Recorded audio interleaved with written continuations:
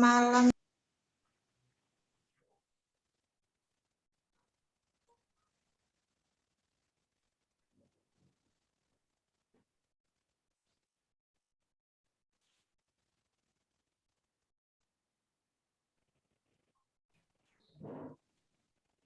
Hilang ya? Iya, Mas, mohon maaf. Iya. Mohon maaf. Saya lanjutkan. Terima kasih untuk semua peserta yang sudah hadir. Pada malam hari ini masuk di kajian pakar episode ke-18 ya, dengan pemateri yang luar biasa sekali, Mas Hadid Sukmana MSI. Beliau adalah mahasiswa doktoral of School of Environmental Science University of Szeged, Hungary. Nah, pada kesempatan kali ini Mas Hadid Sukmana ini akan membawakan materi tentang negara dan pengelolaan air, pengalaman beberapa negara di Eropa. Nah, kemarin saya sempat mencari-cari Mas tentang sekarang ini kan sudah banyak negara-negara itu negara-negara yang sadar tentang pentingnya pengelolaan air bersih. Iya, iya. Nah, ada beberapa negara seperti Norwegia, Selandia Baru, dan Swiss itu sudah ya. Ya, negara-negara seperti Norwegia itu kan salah satu negara yang maju di Eropa. Nah, dari hasil pencarian saya ini, pemerintah Norwegia mengelola air lewat program perlindungan air tanah yang disebut The Snake. Program tersebut digelarkan oleh Departemen Oslo Water and Wastewater Department. Nah, terowongan ini dibangun oleh pemerintah Norwegia untuk pengelolaan air. Selain itu, fungsi terowongan tersebut diantaranya untuk meningkatkan kualitas air, mengatasi dampak perubahan iklim, dan penghemat penggunaan energi dengan mengurangi pengelolaan air di negara tersebut. Selain di Norwegia, ya Mas Hadid, ada juga di Jerman. Nah, pemerintah Jerman ini telah melakukan langkah serius dalam pengelolaan airnya. Negara maju tersebut bahkan sudah lama menerbitkan undang-undang perlindungan sumber daya alam. Nah, upaya serius pemerintah Jerman itu antaranya pemerintah mewajibkan untuk fasilitas sanitasi yang baik bagi penduduk Jerman. Karena hal itu kualitas air yang tersedia sangat baik dan dijamin juga sangat baik. Selain itu, dilakukan untuk membuat masyarakat semakin yakin dengan kelayakan air yang mereka minum. Jadi di negara-negara Eropa dan beberapa negara lain-lain sudah sadar ya tentang pentingnya air bersih. Nah, mungkin untuk selanjutnya bisa dijelaskan lebih rinci oleh Mas Hadid ini tentang gimana kondisinya di Indonesia. Kita tahu sendiri bahwa Indonesia itu juga sebagian besar wilayahnya itu berupa perairan ya. Nah, gimana sampai sekarang ini pengelolaan airnya dan perbandingannya di negara-negara Eropa itu seperti apa? Bisa saya langsung serahkan kepada pemateri malam ini. Saya persilakan Mas Hadid Sukmana. Oke, terima kasih Mbak Faiz ya. Iya. Introduction-nya luar biasa sekali, udah dijabarin sedikit tentang pengelolaan air. Boleh saya share sedikit materi saya. Suara saya terdengar kan ya? Iya Mas, terdengar jelas. Oke.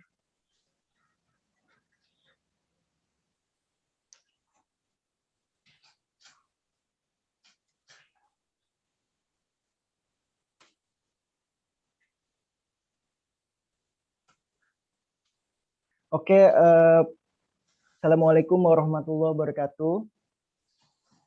Selamat malam waktu Indonesia dan selamat siang waktu Hungaria.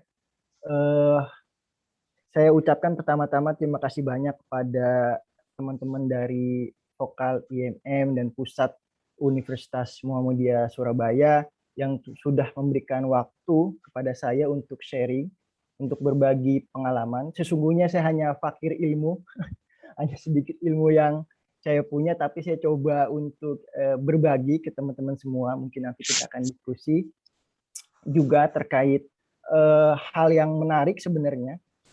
Kita bahas adalah tentang air, karena kita nggak bisa lepas dari air dan kita selalu membutuhkan air. Makanya tema yang sangat menarik, kemarin sempat dikontak sama Mas Dayat, bisa nggak kita sharing diskusi tentang air? Saya bilang saya siap, kita diskusi tentang negara dan pengelolaan air dan pengalaman beberapa negara di Eropa. Nama saya Hadi Cukmana, sekarang saya kuliah di University of Szeged, di Sekolah Ilmu Lingkungan, di Fakultas Engineering, di Fakultas Teknik. Background saya memang di ilmu lingkungan, khususnya di water and wastewater management. Sekarang penelitian saya sedang fokus di industrial wastewater management. Jadi sampai nanti di tahun 2024 saya fokus sedang meneliti tentang treatment untuk limbah industri. Oke, kita suara saya terdengarkan ya? Iya, Mas, terdengar. Oke, siap. Oke. Lanjut. Oke. Tadi kan juga Mas Dayat sempat introduction juga, sini juga kan banyak mungkin ahli hukum, ekonomi dan lain-lain. Ini sangat menarik sekali karena lingkungan itu sesungguhnya itu nggak bisa berdiri sendiri, karena lingkungan itu ada namanya 3 pilar utama lingkungan ya, lingkungan, sosial dan lain-lain, dan ekonomi. Itu ada 3 pilar utama yang membangun keseimbangan atau sustainability. So kita pertama-tama saya mau bahas tentang masalah hukum dulu. Di pasal 33 ayat 3 di Undang-Undang Dasar 1945, ini mungkin pasal yang sangat familiar lah untuk buat orang-orang hukum dan khusus juga buat orang-orang lingkungan, bahwa bumi dan air dan kekayaan alam yang terkandung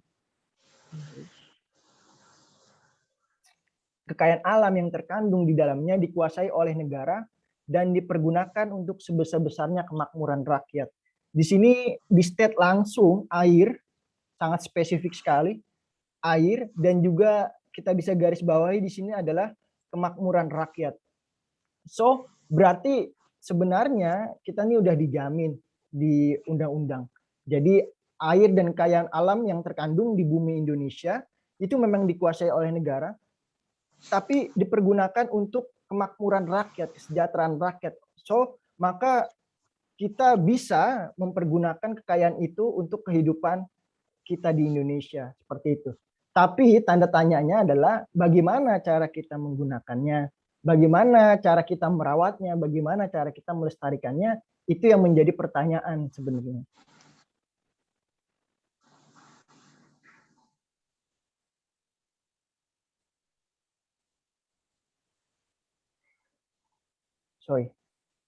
Nah, bicara tentang pengelolaan air itu sebenarnya kalau kita mau coba diturunkan, di breakdown, saya mungkin nggak akan terlalu banyak bahas teknis ya atau teknik karena itu mungkin agak menjelimet, tapi saya coba akan bahas secara general.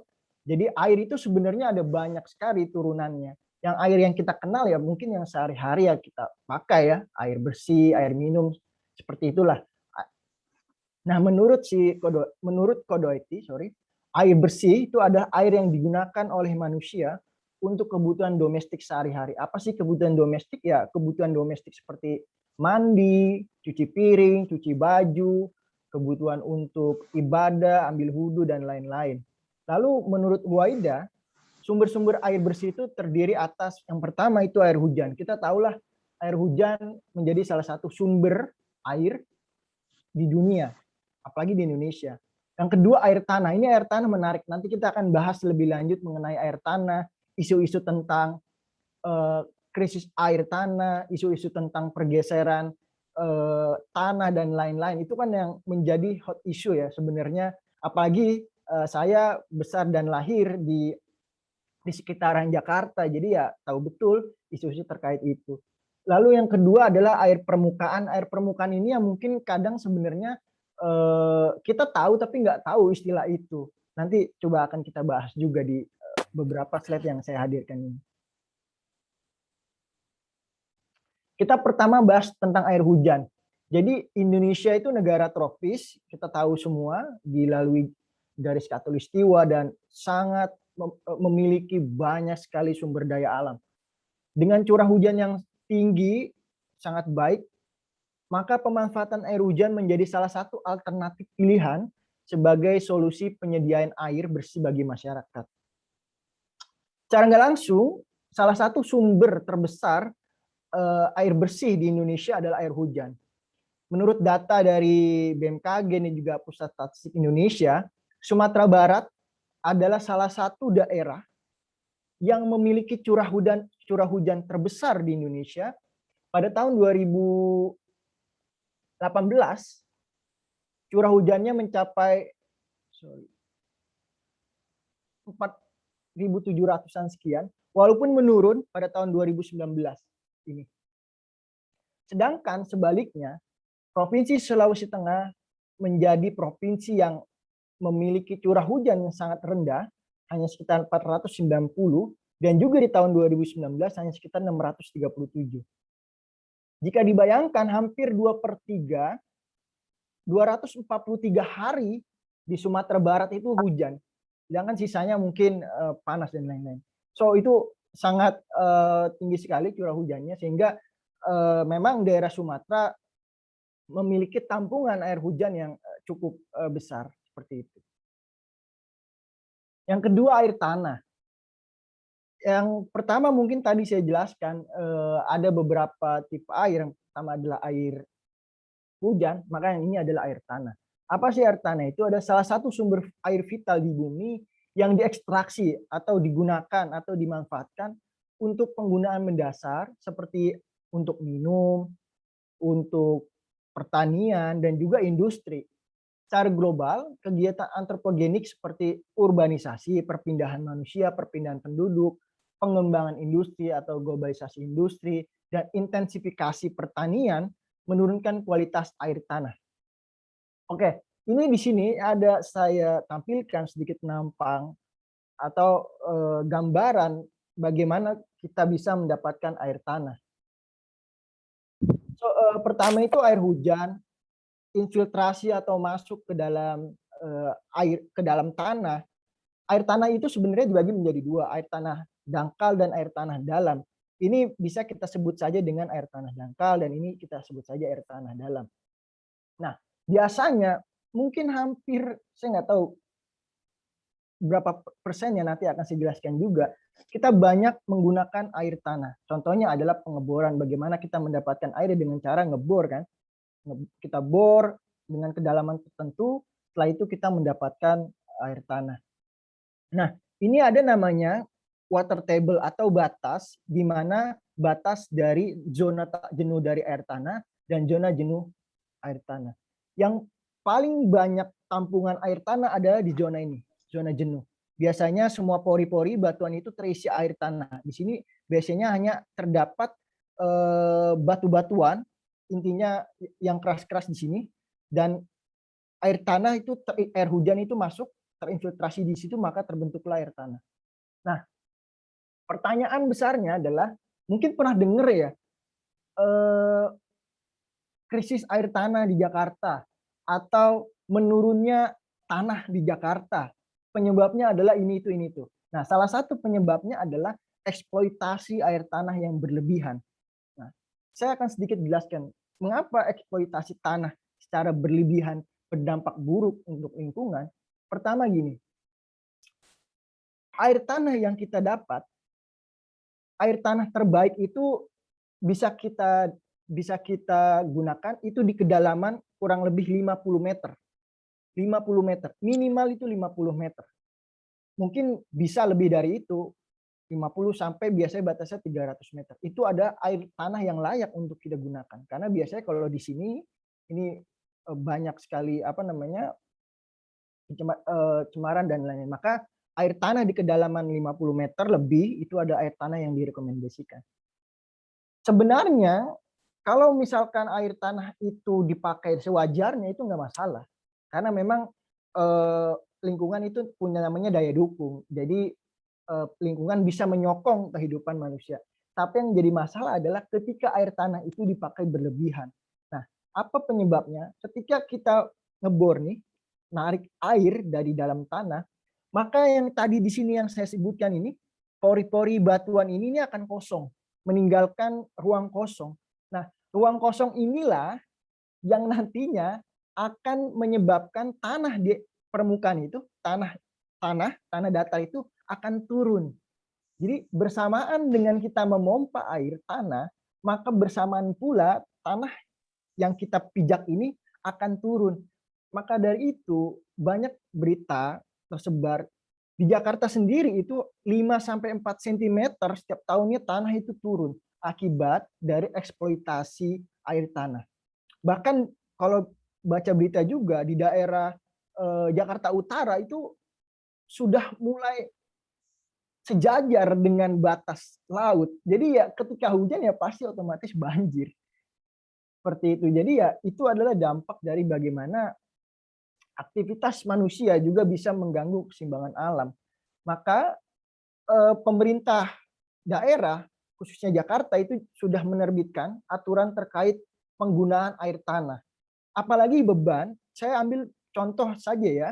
Contoh kota-kota besar di Indonesia, Surabaya, mungkin Jakarta, yang punya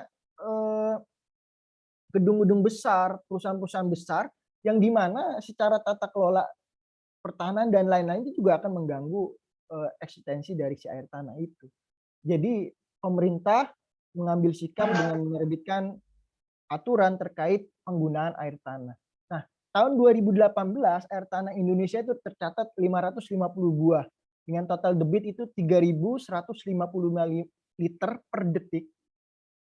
Di mana Jawa Tengah merupakan provinsi yang memiliki sumber air tanah terbesar yaitu 101 buah, Lampung 81 buah dan Nusa Tenggara Timur itu 71 buah.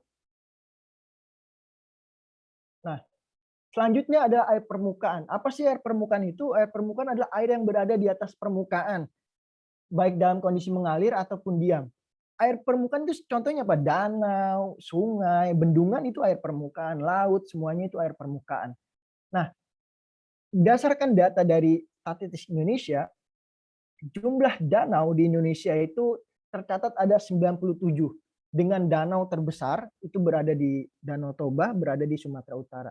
Sedangkan jumlah wilayah sungai atau WS di Indonesia itu sebanyak 127 buah dan jumlah bendungan itu sebanyak 201. Ini jumlah bendungan existing yang sekarang sudah digunakan, belum lagi ditambah dengan bendungan yang sedang dalam proyek pengerjaan dan juga bendungan-bendungan yang sedang direncanakan. Itu akan bertambah lagi. Dan daya tampungnya itu sekitar 8 miliar. Jadi ini kan 8.000. 8 miliar meter kubik. Seperti itu.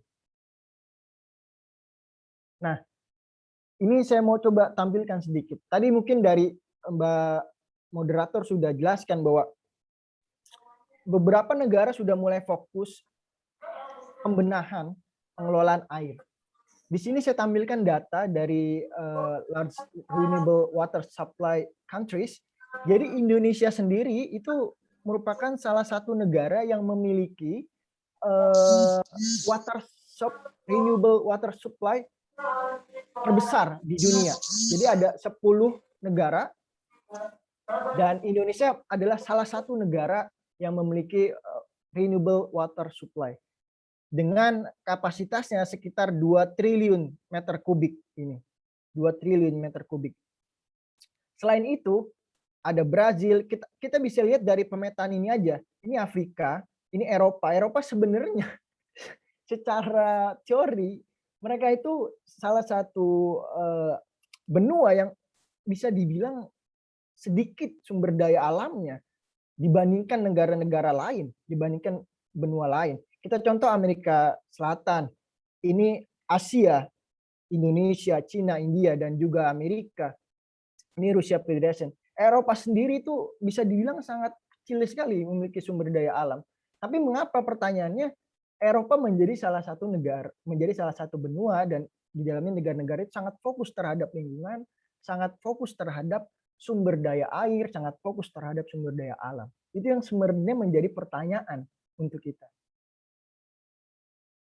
Nah, kalau bicara tentang renewable water supply, pertanyaannya adalah sebenarnya potensi ketersediaan air di Indonesia itu berapa sih? Kalau misalkan saya asumsikan ada air hujan, air permukaan, dan air tanah, di sini saya tampilkan data tentang potensi ketersediaan air permukaan di Indonesia tahun 2003 sampai 2015. Di sini dinyatakan potensi ketersediaan air permukaan di Indonesia, air permukaan itu yang air ada di laut, di sungai, danau, dan lain-lain ya, di bendungan dan lain-lain itu mencapai 2,7 triliun, 2,78 triliun, dan perhitungan ketersediaan air permukaan ini mempertimbangkan data hujan dari satelit TRMM. Jadi ini valid. Jadi kita asumsikan ketersediaan air permukaan di Indonesia itu 2,78 triliun. Nah, kita tahu bahwa yang tadi hampir di dunia ini 97% air yang ada di dunia ini adalah air laut atau air asin. Jadi itu tidak bisa digunakan untuk kebutuhan sehari-hari. Kita ibaratkan 97% adalah air laut, maka sisanya 3% adalah air yang kemungkinan bisa kita konsumsi. Dari 3% ini, itu ada pembagiannya lagi.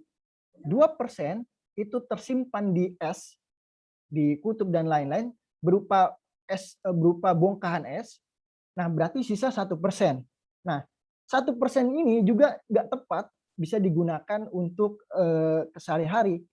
Dia sejatinya hanya 0,75% air di dunia yang bisa digunakan, karena 0,25%-nya lagi itu menjadi uap. Kalau saya kalkulasikan secara matematik sederhana saja, saya ambil gampangnya 1% aja deh ya. 2,78 triliun meter kubik per tahun dikalikan 1%, karena 1% air yang bisa kita gunakan, maka Indonesia dari potensi air permukaan aja itu punya 27,8 miliar meter kubik per tahun. Itu besar, itu cukup besar. Nah, tapi pertanyaannya, apakah 27,8 miliar meter kubik per tahun ini bisa kita gunakan semua? Tentu tidak. Tentu tidak. Kenapa? Karena kita punya beberapa keterbatasan. Yang pertama adalah aksesibilitas. Kita tahu Indonesia adalah negara kepulauan yang terkadang sangat sulit menjangkau dari pulau satu ke pulau yang lainnya. Dan sumber daya air Indonesia sendiri itu tidak merata. Jadi besar di sebagian pulau tapi kurang di sebagian pulau. Maka poin aksesibilitas ini juga menjadi kekurangan. Sebagai contoh, misal kita punya sumber daya air tapi di pelosok, benar-benar pelosok hutan yang bisa masuk ke sananya aja hampir 6 jam atau 10 jam baru kita bisa sampai. Berarti kan itu secara akses itu udah sulit kayak gitu. Terus yang kedua adalah kontinuitas yang tadi saya jelaskan. Apakah curah hujan di Indonesia bisa kontinu, bisa stabil? Itu juga kan menjadi pertanyaan. Terlebih sekarang ancaman global warming, ancaman pemanasan global dan lain-lain.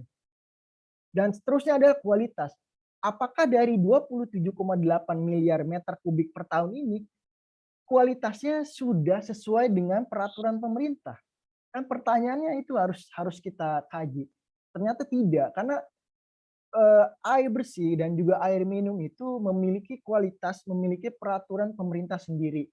Jadi ada aturannya bagaimana fisiknya, bagaimana kimianya, bagaimana biologinya, sampai air itu bisa digunakan oleh manusia dan juga bisa diminum oleh manusia.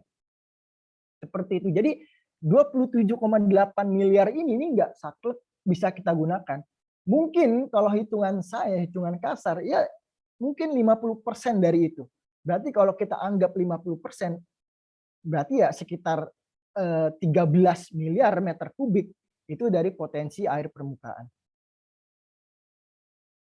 Selanjutnya, potensi cekungan air tanah. Yang tadi saya jelaskan, air tanah banyak berasal dari infiltrasi air hujan yang masuk ke tanah. Nah, Indonesia subhanallah diberkahi dengan curah hujan yang baik, kondisi iklim yang baik, kondisi lingkungan yang baik. Saya sangat berasa sekali ketika tinggal di Eropa, memang dengan cuaca yang sering berubah-ubah, maka benar bersyukur sekali kita yang tinggal di Indonesia memiliki cuaca dan juga iklim yang cukup baik. Nah, cekungan air tanah terbesar di Indonesia itu ada di daerah Sumatera. Jadi sebagian air hujan yang jatuh ke permukaan tanah akan masuk ke dalam cekungan-cekungan air tanah dan potensinya itu mencapai 8.000 juta meter kubik. Nah, ini juga menjadi salah satu potensi air di Indonesia seperti itu. Nah, lalu pertanyaannya, bagaimana sih proyeksi ketersediaan air per kapita? Jadi ketersediaan air per kapita itu dibagi dengan jumlah penduduk. Bisa kita lihat di sini, Jawa itu menjadi salah satu pulau dengan ketersediaan air per kapita yang paling rendah. Karena standar kecukupan minimal itu adalah 2.000 meter kubik. Sedangkan Jawa hanya memiliki 1.300, 1.200, sampai terakhir adalah 1.100. Di setiap tahunnya itu selalu turun. Mengapa demikian? Karena populasi Jawa itu sudah 50% dari total penduduk di Indonesia. Bisa dibayangkan, jika kita bisa bayangkan, bisa kita lihat di Maluku dan Papua, sumber ketersediaan airnya itu sangat tinggi sekali. Karena kenapa ya? Karena jumlah penduduknya juga sedikit di sana.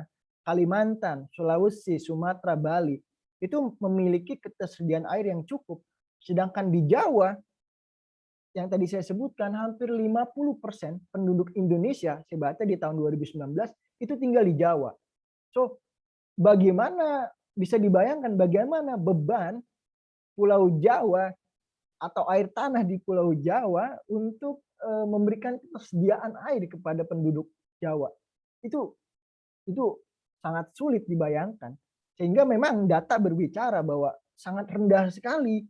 Dan ini bahaya. Maka ya salah satunya adalah bagaimana pemerataan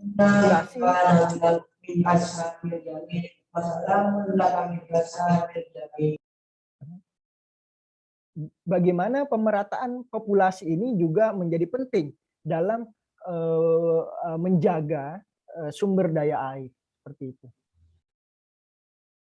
Nah, pertanyaannya sekarang, memang berapa sih kebutuhan manusia pada umumnya setiap hari?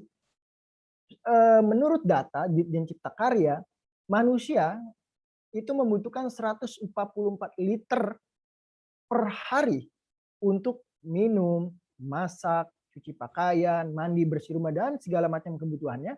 Dan minimal itu 70 liter per orang per hari.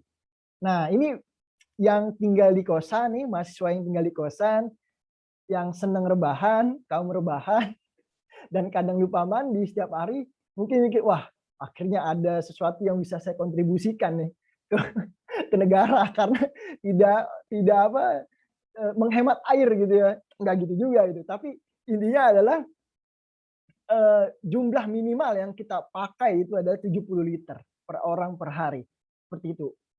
Maka di sini memang sangat penting sekali bagaimana kita menggunakan air secara efisien dan efektif, bagaimana menghemat air. Rasulullah sendiri juga kan bagaimana mengajarkan bahwa kita jangan berwudu, bagaimana caranya yang efektif, jangan membuang-buang air, ketika mandi juga sama, dan lain-lain, ketika mencuci baju, dan lain-lain. Karena memang sekarang beban kebutuhan air sangat tinggi sekali gitu. Nah, selanjutnya, persentase rumah tangga dengan akses air minum layak di Indonesia. Air bersih turunannya adalah air minum. Kadang ada yang air tanah dimasak, ya, ada beberapa daerah, bukan beberapa, mungkin masih banyak di Indonesia yang air tanah lalu dimasak terus untuk diminum. Ada juga yang memang air minum yang disupport dari PDAM atau dia beli dari air minum dalam kemasan dan lain. Nah, berdasarkan data statistik Indonesia, sebenarnya ini hanya akses air minum layak dan diambil dari ini ya, apa namanya, supply PDAM. Itu 95% di perkotaan dan menurun di perdesaan itu 81%, tapi secara general di Indonesia itu akses terhadap air minum layak itu 89,27%. Memang data ini cukup mengembirakan, tapi memang kalau kita breakdown lagi, sebenarnya ada beberapa banyak ketimpangan di sana. Tapi kalau kita lihat sekilas data ini memang cukup baik dan cukup bagus karena akses air minum layak itu sudah cukup bagus. Tapi sebenarnya ini bukan data yang apa ya, kalau saya sendiri melihat bahwa ini sebenarnya bisa dibedah lagi karena mungkin faktanya di lapangan nggak seperti itu. Nah, ini menarik. Kalau tadi saya jelaskan di depan potensi tentang air hujan, potensi air permukaan, dan potensi air tanah Indonesia, berapa sih kira-kira yang kita miliki sekarang? Maka pertanyaannya sebenarnya berapa sih kebutuhan kita, kebutuhan air bersih di Indonesia? Nah, ini tabel di samping ini adalah data yang saya ambil dari statistik air bersih. Jadi ini adalah volume air yang disuplai oleh perusahaan daerah air minum atau kita biasa mengenalnya PDAM atau badan penyuplai air minum dan lain-lain. Itu yang melalui proses perpipaan. Jadi ini bukan air tanah yang diambil langsung diminum masih digunakan, enggak, ini benar-benar air yang disuplai oleh PDAM dan juga beberapa perusahaan daerah lainnya. Maka kalau kita lihat di sini, ini tahun 2016-nya memang nggak ada, memang ada data tersendiri. Kalau kita lihat di sini, di tahun 2019 PDAM itu menyuplai itu 4,1 miliar meter kubik ke seluruh penduduk Indonesia. Mungkin kita ngelihatnya wow besar, ini kecil teman-teman sebenarnya. Kalau teman-teman lihat lagi di sampingnya ada satu berita yang saya ambil dari Kompas. Di sini disebutkan dalam catatan Badan Koordinasi Keluarga ini BKKBN ya, pada Desember 2019 Indonesia itu punya 64 juta keluarga di Indonesia. So, hanya sekitar 20% yang mendapatkan akses air bersih melalui sistem perpipaan. Maka kalau saya asumsikan PDAM berhasil menyuplai hanya 20% dengan jumlah 4,1 miliar meter kubik, sejatinya atau sebenarnya yang dibutuhkan keluarga Indonesia dalam 1 tahun itu adalah berarti ini tinggal kita kalikan, berarti sekitar 20 miliar meter kubik. Itu masih jauh sekali dari 4,1 ke 20 miliar meter kubik seperti itu. Sedangkan PDAM aja itu baru hanya bisa menyuplai 4,1 miliar meter kubik seperti itu. Nah, total PDAM atau perusahaan seperti PDAM di Indonesia itu ada sekitar 330 sampai 370-an PDAM di seluruh Indonesia. Tapi PDAM di seluruh Indonesia itu tidak semuanya bekerja dengan baik. Dalam artian setiap tahun Persatuan Perusahaan Air Minum itu mengeluarkan data. Jadi di PDAM itu ada namanya PDAM berkinerja baik, ada PDAM berkinerja buruk. Dari 370-an PDAM di Indonesia, 2/3-nya berkinerja baik dan 1/3-nya berkinerja buruk. Jadi kita asumsikan bahwa hanya 2/3 PDAM yang bisa menyuplai air bersih ke seluruh Indonesia. Seperti itu. Itulah faktanya, itulah realitas yang sekarang kita hadapi. Nah, krisis air. Tadi saya sudah jelaskan sebelumnya, potensi Indonesia, potensi air di Indonesia, lalu kebutuhan air di Indonesia seperti apa. So, pertanyaan adalah apakah Indonesia akan mengalami krisis air? Mungkin saja.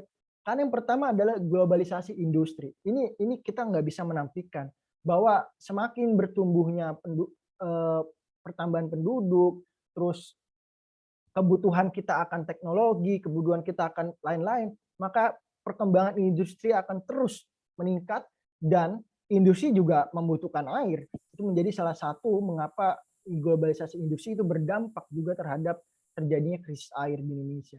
Lalu yang kedua adalah pertumbuhan penduduk dan pemukiman. Kita bisa bayangkan sekarang penduduk Indonesia 270 juta, 270 juta.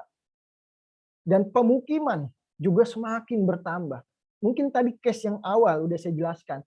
Semakin bertambahnya penduduk, semakin berat beban lingkungan, semakin banyaknya orang yang mengambil air dari dalam tanah, semakin menurunnya tanah. Banyak sekali konflik yang terjadi.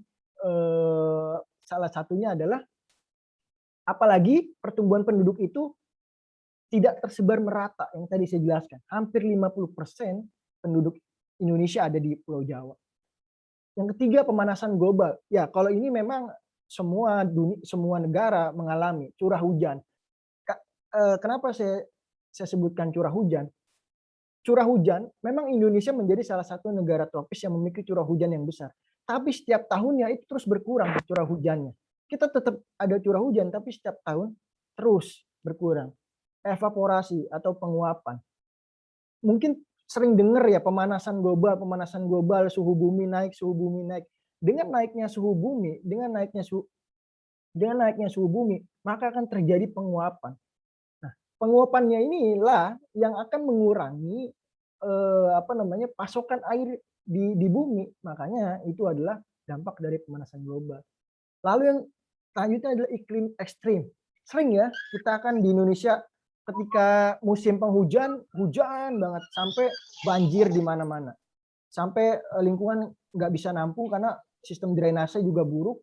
Hujannya benar-benar lebat, benar-benar parah. Ketika kering banget, itu namanya iklim ekstrim. Jadi itu udah berasa. Kayak seperti saya, bisnis sekarang, tinggal di Hungaria, itu sangat berasa sekali.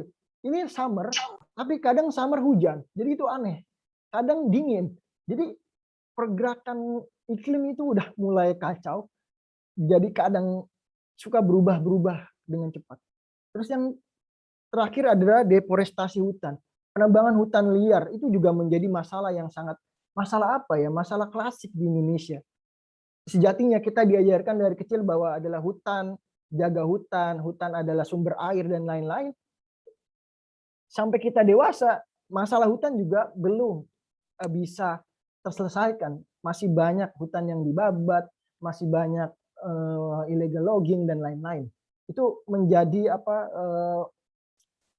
cambukan buat kita mungkin para akademisi ataupun mahasiswa untuk mengkaji terus. Selanjutnya di World Forum Den Haag tahun 2020 yang tadi saya jelaskan sebelumnya, Indonesia itu termasuk 10 besar. Tapi tahun 2025 ironinya Indonesia akan mengalami krisis air. Ini benar-benar hal yang apa ya? Yang aneh gitu. Tahun 2020 kita menjadi salah satu negara dengan sumber renewable water supply, tapi 2025 kita diprediksi mengalami krisis air. Kenapa sih? Ya karena satu, sistem kelolanya tidak efisien, kedua laju kebutuhannya terus meningkat dengan laju penduduk yang terus meningkat, lalu kemampuan alam yang tadi saya jelaskan, kemampuan alam ini berkaitan dengan yang tadi, pemanasan global dan lain-lain. Nah, bagaimana strategi penanggulangannya? Ya, pertama pengaturan tata ruang. Ini penting juga nih. Tadi saya dengar juga di sini mungkin ada ahli hukum juga. Kita bisa diskusi terkait itu tentang aspek legal juga, pembinaan dan penegakan hukum. Bagaimana pemerintah juga dan juga masyarakat taat terhadap hukum yang sudah ditetapkan. Perlindungan sumber air. Ini kita benar-benar harus bisa melindungi sumber air, danau, sungai, jangan sampai tercemar. Terus yang keempat, pemanfaatan teknologi tepat guna. Ini juga penting. Bagaimana kita memanfaatkan teknologi-teknologi yang sudah ada untuk mengambil sumber air menjadi salah satu bentuk alternatif. Yang kelima ada konservasi air. Konservasi air ini gampangnya adalah menggunakan air sedikitnya sedikit-sedikitnya untuk kegiatan yang maksimal. Contoh misalkan di pertanian, contoh di industri dan lain-lain. Itu sekarang sudah mulai digalakkan tentang konservasi air. Ini saya mungkin cepat aja ya, karena mungkin waktunya ini kali. Selanjutnya tren global dalam pengelolaan air limbah. Selain yang tadi saya sebutkan tentang air bersih, air permukaan dan lain-lain, ada juga namanya air limbah. Air limbah itu air buangan, air hasil dari kegiatan aktivitas manusia ataupun industri. Nah, berdasarkan data dari United Nations Water Assessment Program, negara dengan high income countries itu hampir 70% itu mengolah air limbahnya. Sedangkan yang upper middle income countries 38% itu mengolah limbahnya. Sedangkan yang lower middle income countries 28% mengolah limbahnya. Sedangkan yang low income countries hampir 80% itu tanpa ada pengolahan. Nah, Indonesia di mana posisinya? Indonesia posisinya ada di sini nih, lower middle income countries. Sejatinya sebenarnya ya, tahun 2020 Indonesia ini pernah masuk sini. Mungkin pernah dengar berita ya, diskusi tentang wah, Indonesia masuk negara berpenghasilan menengah tinggi. Ini sempat tahun 2020, tapi tahun 2021 sudah diupdate karena Indonesia kena hantaman COVID dan ekonomi turun, akhirnya Indonesia balik lagi ke kategori lower middle income countries. Berarti bisa kita sebutkan di sini di negara lower middle income countries itu hanya 28% negara yang mengolah air limbahnya. Mungkin termasuk Indonesia. Saya akan jelaskan nanti di data berikutnya. Nah, ini sangat apa ya? Sangat mencerminkan mungkin data yang tadi. Jadi persentase rumah tangga menurut tempat pembuangan akhir air limbah, mandi, dapur, cuci menurut tipe daerah tahun 2019. Kita bisa lihat di sini. Hampir 50% bisa saya sebutkan, baik itu perkotaan, perdesaan atau gabungan keduanya, air limbah itu langsung dibuang ke selokan, sungai atau got. Hampir semua seperti itu. Apalagi di daerah perkotaan, hampir semua di keselokan, sungai dan got. Dan itu berarti merefleksikan data yang tadi saya jelaskan sebelumnya. Padahal idealnya air limbah itu harus masuknya ke sini dulu. IPAL. Kita lihat di sini. Ini sangat minim sekali. Hanya 1,83%, bayangkan.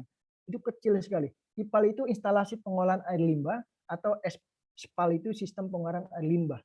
Ini sama. Jadi harusnya ketika mencuci apa dan lain-lain itu hasil dari air limbah domestik kita itu rumah tangga disalurkan ke IPAL dulu, setelah itu baru bisa dibuang ke sungai dan lain-lain karena udah melalui proses pengolahan.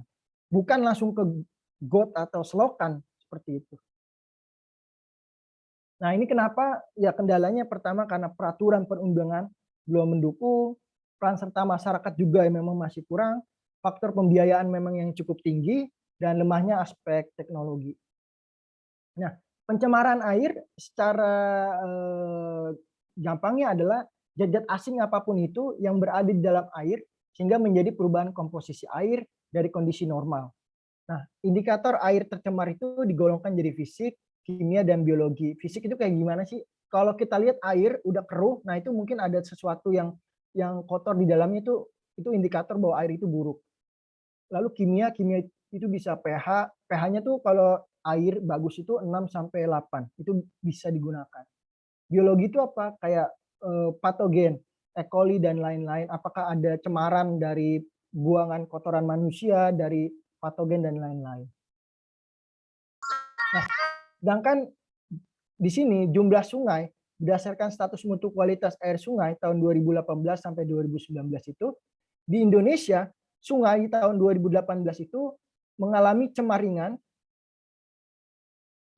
itu 67,525 dan tahun 2019 juga sama. Ini saya percepat aja. Nah, mungkin langsung ke ini. Sebentar.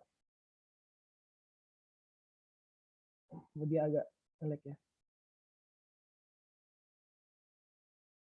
Nah, ini saya percepat. Nah, di sini. Bagaimana pengelolaan air di Eropa? Itu pertanyaannya. Bagaimana sih pengelolaan air di Eropa? Nah, kita lihat di sini. ini adalah air minum dan ini adalah pengelolaan air limbah. Bisa dilihat di sini di pengelolaan air minum dan air limbah kebanyakan atau bisa kita katakan bahwa kebanyakan pengelolaan air dan air limbah di Eropa itu adalah perusahaan terbuka atau publicly owned company, bukan local government department. Ada beberapa negara yang menggunakan local government, tapi memang lebih banyak menggunakan perusahaan terbuka. Kalau kita bilang PT ya, atau perusahaan yang memang sahamnya diperjualbelikan di indeks stok dan lain-lain seperti itu. Jadi perusahaan terbuka. Jadi memang benar-benar bisa dipantau aktivitas dari perusahaan tersebut.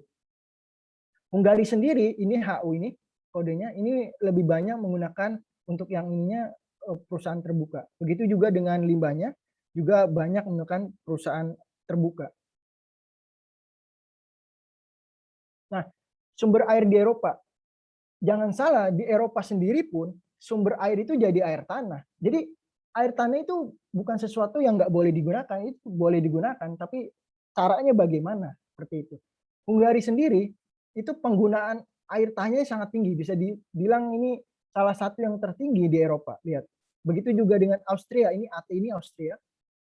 Jerman itu nih DE, ini Jerman itu hampir 30% dia menggunakan surface water atau air permukaan surface water dan sisanya menggunakan air tanah. Hungari sendiri itu menggunakan banyak sekali air tanah.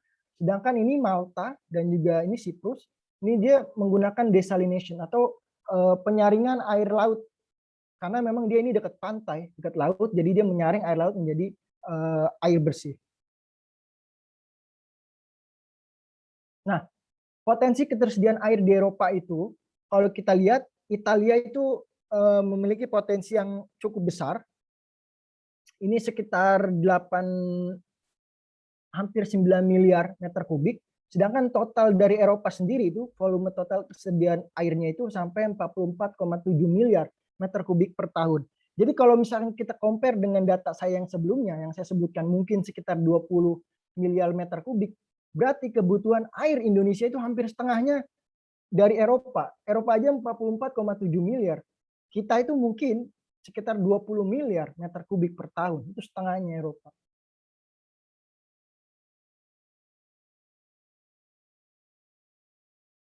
Oh sorry, maksud saya adalah ini ketersediaan yang ini.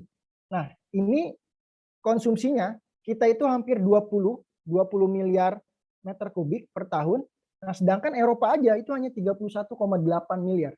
Sedangkan kalau Eropa yang tadi ini ketersediaannya 44,7 miliar, kita yang tadi saya jelaskan hampir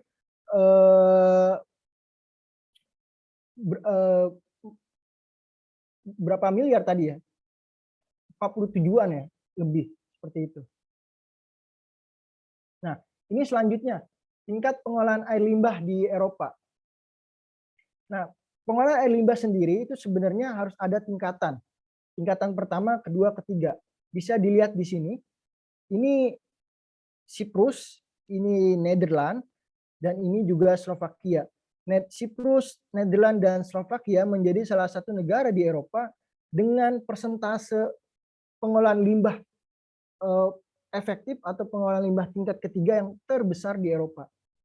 Sedangkan Hungaria sendiri itu sekitar 72%. Bisa kita lihat itu menggunakan treatment ketiga. Nah, sedikit saya jelaskan, treatment ketiga itu adalah treatment terbaik dalam proses pengolahan limbah. Jadi treatment pertama, kedua, ketiga itu adalah treatment yang paling baik. Karena ketika kita melakukan treatment ketiga, air dari hasil treatment ketiga itu bisa kita gunakan kembali. Nah, Hungari sendiri itu sudah melebihi batas dari rata-rata Uni Eropa. Uni Eropa itu batasnya 68,4%. Hungari itu sekitar 72%. Nah, ini adalah data tentang negara Hungaria sendiri. Ini kita bisa lihat untuk ketiganya itu 72%. Nah, ini adalah skema dari water treatment di Hungaria, salah satu kota yang sekarang saya tinggali di Szeged. Kita lihat sangat kompleks sekali gambarnya. Jadi benar-benar treatment itu dilakukan, dilakukan untuk menghasilkan air yang layak untuk masyarakatnya. Terima kasih banyak. Mohon maaf jika waktunya mungkin agak berlebih. Terima kasih atas kesempatannya. Kalau misalkan ada yang ingin dipertanyakan atau didiskusikan, mungkin bisa saya kembalikan ke moderator. Atau jika ada pertanyaan, silakan bisa email ke saya di alamat email ini, ataupun di LinkedIn, atau Facebook, ataupun di Instagram. Terima kasih. Ya, terima kasih untuk Mas Hadid Sukmana. Luar biasa sekali, jelas sekali ya tentang data-data tentang bagaimana Indonesia itu sebenarnya punya sumber daya air terbesar di tahun 2005 ini mengalami prediksinya ya, krisis air. Mungkin langsung saja saya buka pertanyaan untuk teman-teman semua yang ingin bertanya, bisa raise hand atau menulis di kolom komentar.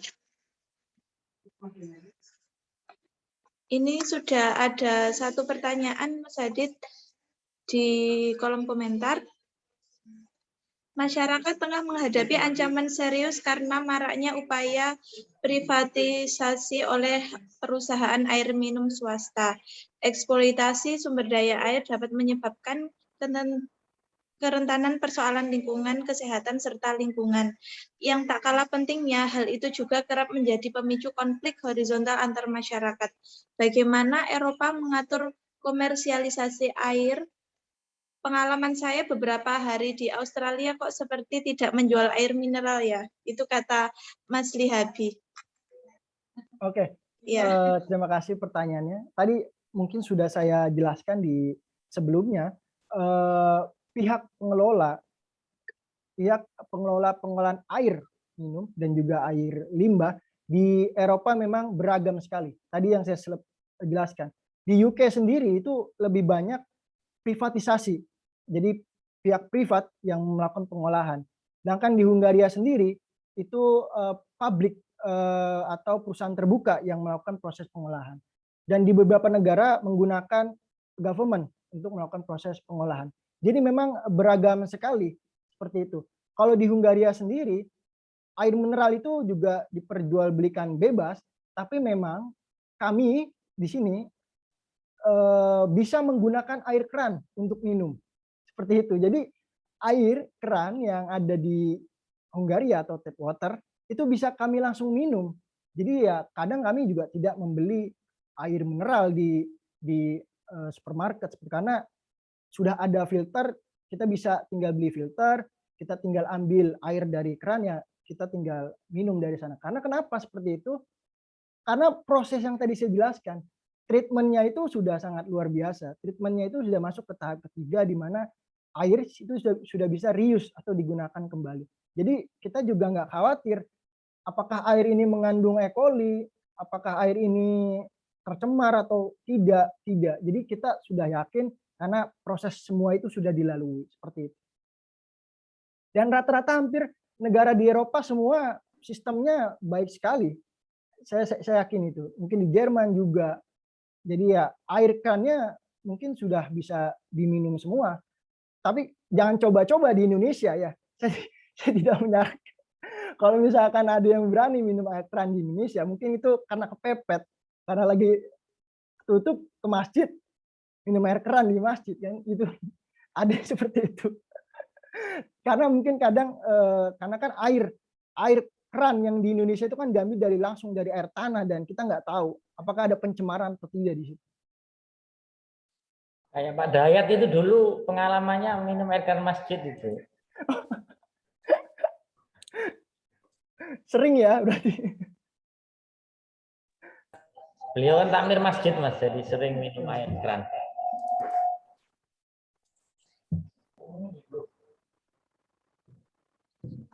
Iya, mungkin itu Mas Lihabi jawaban dari Mas Hadid.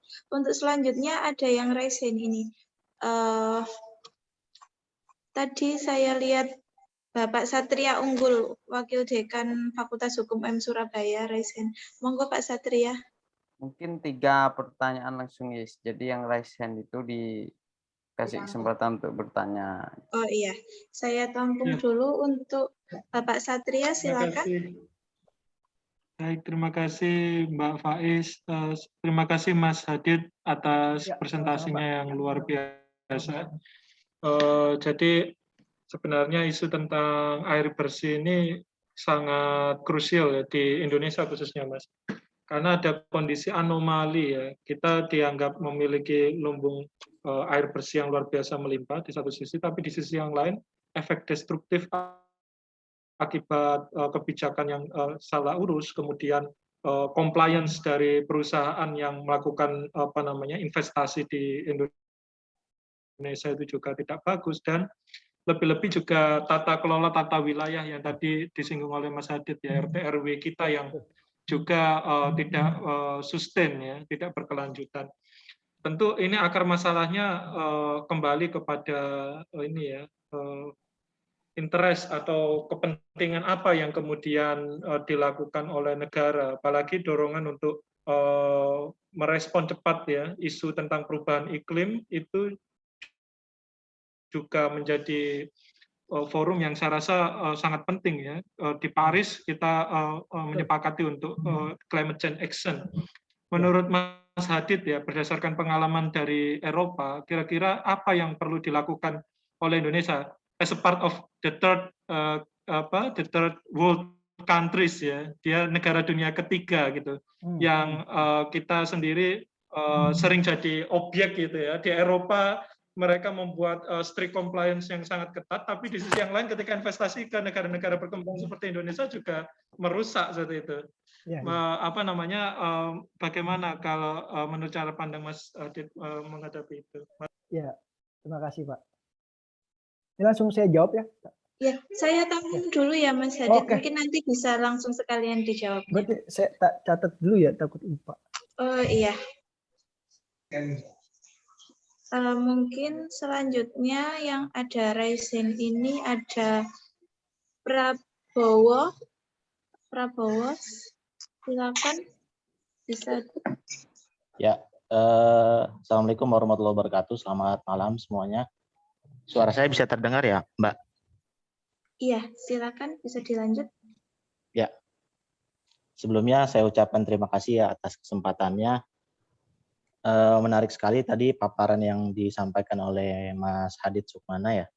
Pertanyaan saya cukup kaget juga ya. Tadi saya kira dari di Eropa itu untuk pengolahan air minum itu saya kira tidak langsung ekstraksi dari tanah ya, tapi dari data yang dipaparkan Mas Hadid tadi ada beberapa, bahkan tadi ada yang 100% ya, seperti di Austria kalau nggak salah, itu 100% mengekstrak air untuk kebutuhannya itu baik air minum ataupun air baku buat mandi itu dari air tanah gitu. Nah, pertanyaan saya gini, saya awalnya berpikir bahwa Indonesia tuh salah gitu untuk mengekstrak air berlebihan dari tanah gitu. Jadi sampai dampaknya itu ya itu tadi ada yang kapitalisasi atau privatisasi perusahaan itu yang menyebabkan kita kekeringan di lumbung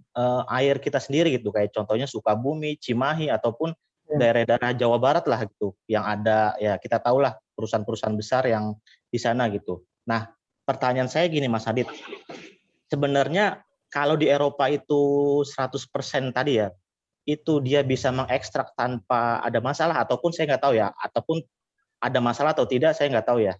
Coba Mas Hadid mungkin bisa sharing, itu sebenarnya apa yang salah gitu ketika kita mengekstrak dari tanah juga, sedangkan Eropa juga seperti itu, terus kok kita ada kekeringan gitu, padahal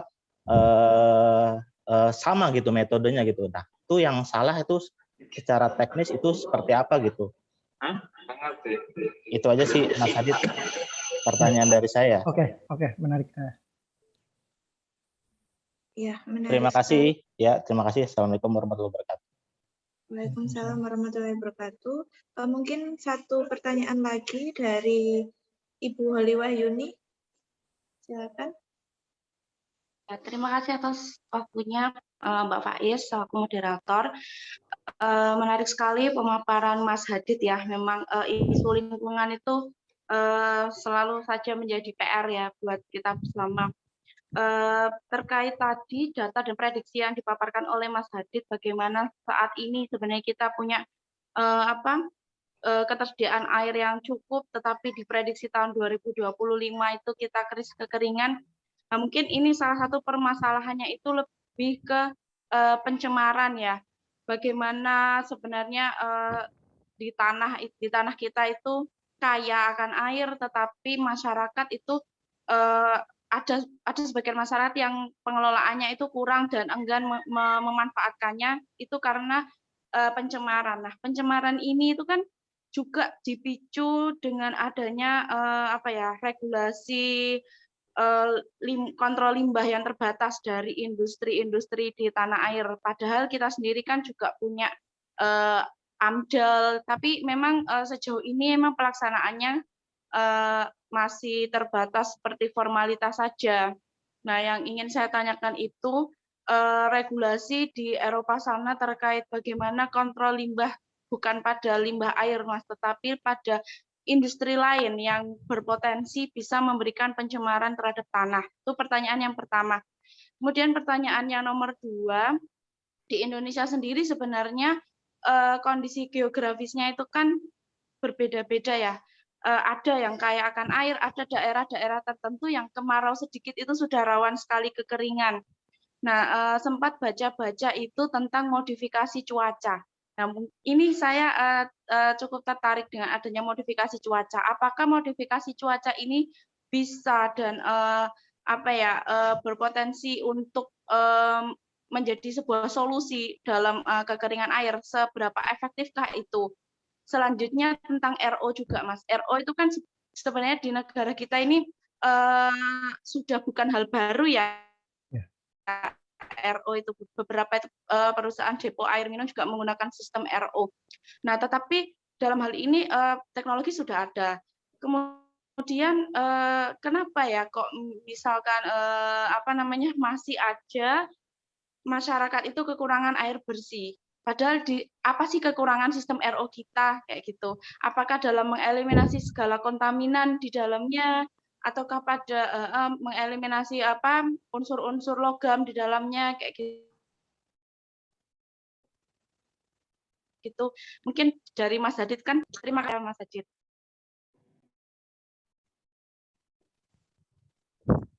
Iya. Terima kasih Ibu Ali untuk pertanyaannya. Mungkin bisa dijawab dulu ya Mas, dari tiga penanya tersebut. Saya ke pertanyaan yang pertama ya, cara supply air minum di Eropa dan bagaimana Indonesia bisa menerapkan itu. Yang pertama, saya tertarik tadi sebenarnya udah sempat saya jelaskan ya, di awal bahwa Indonesia itu punya PDAM hampir 370 PDAM, tapi hanya 2/3-nya yang dikatakan sehat. Dalam artian sehat secara manajemen, sehat secara infrastruktur, sehat secara operasional, dan lain-lain. Dari 270, dari 2/3 itu saja, akses yang perpipaan yang bisa masuk ke Indonesia itu hanya bisa sampai 4,1 miliar meter kubik per tahun. Ya, itu sangat jauh sekali. So, kalau saya tadi bandingkan data dengan pihak pengelola yang ada di Eropa, mungkin Indonesia juga bisa menerapkan itu. Jadi, coba kita tahu nggak, ada nggak sih perusahaan lain selain PDAM yang menyuplai air? Kayaknya cuma beberapa deh. Salah satu contoh, Aitra, itu ada di Jakarta. Selebihnya memang rata-rata Indonesia itu disuplai lewat perusahaan daerah air minum, ya kan, seperti itu. Dan itu pun tidak bisa mencangkup ke seluruh Indonesia, sehingga cangkupan air yang harusnya bisa didapat, yang tadi saya jelaskan itu, ratusan kepala keluarga, itu tidak bisa terpenuhi. Sisanya apa yang mereka lakukan? Yang mereka lakukan sisanya adalah mengambil air tanah, seperti itu. Ya, jika beban, ini juga nyambung sebenarnya ke pertanyaan yang masalah ekstraksi tanah itu. Jika sisanya yang tadi ya hampir berarti 80% tidak tercapture oleh PDAM, berarti 80% kita katakan hampir semuanya mengambil air tanah. Bisa dibayangkan. Dan kalau saya compare lagi ke data yang sebelumnya, hampir 50% penduduk Indonesia itu ada di Pulau Jawa, itu bisa dibayangkan. Sebenarnya jawabannya bisa kita jawab sendiri. Dari data yang saya tampilkan juga, ketersediaan air per kapita di Jawa itu sangat rendah sekali. Karena kenapa? Karena penduduk Indonesia 50% mayoriti itu ada di Jawa. Dan mayoriti itu pun mengambil air tanah. Jadi itulah pertanyaannya, penyebaran populasi yang tidak merata. Coba di data saya juga yang sebelumnya saya jelaskan. Di Papua itu punya berapa ratus ribu ketersediaan air per kapita. Itu sangat cukup sekali. Begitu juga di Kalimantan, begitu juga di Sumatera. Tapi ketika kita compare dengan Jawa itu sangat jauh sekali. Itu juga tadi nyambung dengan pertanyaan yang nomor 2. Mengapa Eropa mengambil air tanah tapi kok nggak kekeringan? Karena di Eropa nggak ada namanya overcapacity populasi gitu. Jadi nggak ada populasi yang besar mengambil air tanah secara bersamaan sehingga terjadilah krisis air. Sebaliknya di Indonesia, ketersediaan kita sebenarnya cukup, tapi karena terlalu banyak pengambilan air tanah oleh populasi sehingga menyebabkan yaitu terjadilah krisis air. Itu sebenarnya. Makanya tadi juga saya sebabkan kenapa sih terjadi krisis air ya? Karena tadi globalisasi industri juga, tadi juga menyinggung terkait RT RW, terkait tata ruang itu juga penting sekali. Sekarang di Indonesia gini, yang kita tahu industri ada di Cikarang ya, karena itu memang skup wilayah industri. Tapi apakah kita tahu ada di beberapa daerah yang industri itu bersatu dengan wilayah pemukiman? Apakah ini dibenarkan? Kan tidak seperti itu. Karena sebenarnya tata ruangnya harusnya industri ya, pemukiman seperti itu. Itu kan juga berbeda. Jadi memang masalah ini sangat kompleks, bukan hanya sekedar masalah eksploitasi air tanah, tapi juga nyambung ke beberapa sektor lain seperti itu. Terus yang kedua, saya menarik tentang investasi hijau. Di Eropa sendiri memang sangat ketat sekali Pak terkait investasi. Apalagi sekarang, apalagi kalau kita mau bahas di Indonesia ada namanya Undang-Undang Omnibus Law ya yang baru yang dikatakan bahwa itu akan menarik investasi dan lain-lain. Memang sekarang trennya ini udah masuk ke investasi hijau. Di beberapa perusahaan ketika dia ingin mengambil pinjaman dari bank, di situ tuh harus ada semacam proposal menyatakan bahwa proyeknya itu sustain atau secara berkesinambungan dan tidak merusak lingkungan. Setelah itu dia baru bisa dapat pendanaan. Makanya memang di Eropa sendiri itu sangat ketat sekali investasi hijau dan juga bagaimana Eropa menjaga lingkungannya dari pencemaran dan lain-lain seperti itu. Terus pertanyaan yang berikutnya, pencemaran. Memang ini menarik juga pencemaran. Mungkin tahu ya masalah Sungai Citarum ya. Masalah Sungai Citarum, banyak pencemaran di sana. Sungai Citarum menjadi sungai yang terkotor di dunia bahkan. Sama seperti Sungai Gangga di India dan lain-lain. Salah satu penyebabnya adalah pencemaran dari industri. Nah ini yang sekarang harusnya regulasi ini yang harus kita tegakkan. Sebenarnya di Indonesia sendiri itu ada namanya proper. Jadi ya industri harus menyetorkan data-data lingkungannya, apakah industri ini masuk ke dalam proper yang tingkatan mana. Itu sebenarnya di Indonesia sendiri regulasi itu sudah diterapkan. Nah, pertanyaannya apakah regulasi ini berjalan dengan baik atau tidak? Ada beberapa perusahaan yang memang bisa dikatakan nakal mensiasati aturan-aturan tersebut. Itu ada, kita nggak bisa menampilkan itu. Dan ada juga perusahaan yang memang patuh terhadap aturan tersebut. Jadi intinya adalah penegakan yang tadi saya juga jelaskan, penegakan hukum terhadap pencemaran lingkungan itu benar-benar harus digalakkan. Dan yang kedua, saya tertarik terkait pajak lingkungan terhadap industri. Jadi industri-industri yang memproduksi barang, produk dan lain-lain itu harusnya di dalamnya itu dimasukkan pajak lingkungan. Sebagai contoh, misalkan saya beli air minum, botol atau air produk lah. Di dalamnya ini seharusnya dimasukkan pajak lingkungan. Karena kenapa? Karena perusahaan itu tuh harus berkontribusi terhadap lingkungan. Salah satu upayanya adalah mengendalikan pencemaran lingkungan, mengolah limbahnya agar tidak mencemari sungai atau danau. Seperti itu.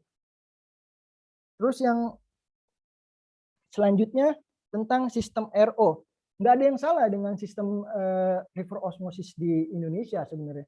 Sistem river osmosis di Indonesia itu sudah baik, walaupun memang di lapangan sistem RO ini bisa dikatakan cukup mahal.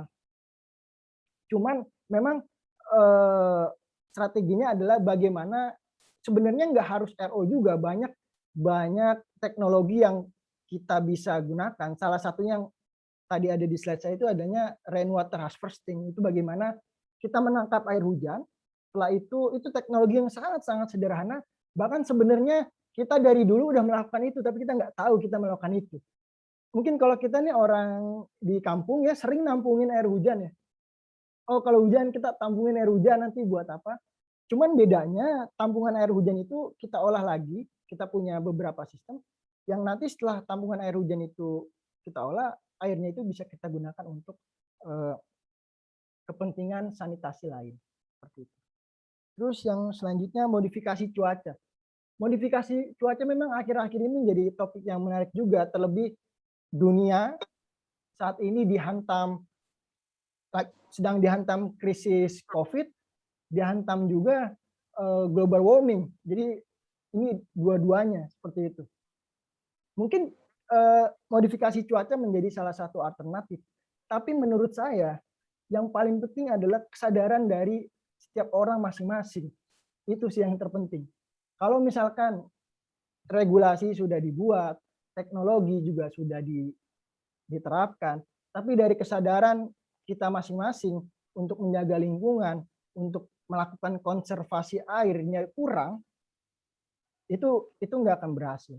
Saya sedikit cerita, ada satu paper dari bidang psikologi menjelaskan tentang permasalahan konservasi air di negara berkembang dan konservasi air di negara maju. Jawabannya apa? Hasil penelitiannya apa? Bahwa negara maju lebih memikirkan masa depan untuk proses konservasi air. Jadi ketika dia menggunakan air, dia berpikir ke depan bahwa nanti airnya akan habis, nanti bagaimana anak cucu saya dan lain-lain. Tapi di negara berkembang, pemikiran ke depan itu nggak ada. Jadi di negara berkembang lebih condong menggunakan sumber daya itu ya saat ini aja. Saya punya apa ya saya gunakan saat ini. Itu penelitian berdasarkan psikologi. Jadi itu juga menarik tentang konservasi air. Itu sih dari saya.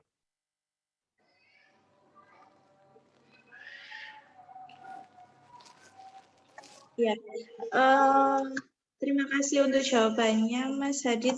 Ini sepertinya menarik ya diskusi malam ini. Mulai banyak berdatangan pertanyaan-pertanyaan ini. Mungkin saya persilakan kepada Bapak Junaidi Ferry Effendi, Kepala Biro Kemahasiswaan UM Surabaya. Silakan Pak Jun. Monggo Pak Jun. Di ini aja Pak. Ada yang raise hand itu loh Is, banyak Is. Oh ya mungkin ini ya Pak Ratno Abidin, Dekan FKIP. Silakan Pak Ratno.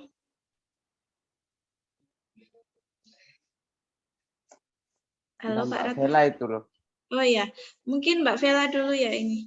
Silakan Mbak Vela untuk ya, terima kasih atas kesempatannya. Sebelumnya saya mohon maaf ya, ini kamera laptop karena rusak jadi tidak bisa on videonya. Sangat menarik ya yang sudah dipaparkan oleh Mas Hadid tadi, mulai dari awal sampai terakhir tadi terkait dengan apa namanya penggunaan air tanah di Indonesia ini memang mungkin marak terutama di desa-desa ya Mas, terutama juga di desa saya itu.